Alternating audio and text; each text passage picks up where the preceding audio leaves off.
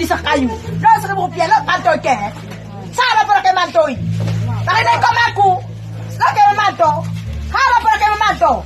Papaala ko de magkiliyahan na si kunding hadena. Betul. Orang lang ang kaya. Ulang begini. Na masantang na kita santangku. Buang kan bahi. Masukuhungan mo. Memang masukuhungan ko na. Tapi saya kalau kami mau bertahi.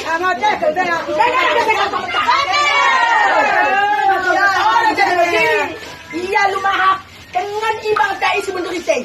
Ibang pugana. Ibang pugana Aceh tak. Oh dari mana Aceh Aceh. Dari sini. Sido kami begitu yakin bagi. Aji saya pun bagi aku dan kami nunggu bagi. Yan jangan kita aku deh, nakan mengira tungtung aku di bagian mengadak kare, mengadak dokter. Asam nakan ikan nanti kare di Polres, di kare aja nak. Pertanyaan kami, kemanakah selama ini berdirinya koperasi semenjak dari 2016 sampai sekarang? Sekarang ini tidak ada masyarakat mendapatkan data-data berapa uang keluar per bulan ataupun per tahun, berapa uang masuk dalam per tahun.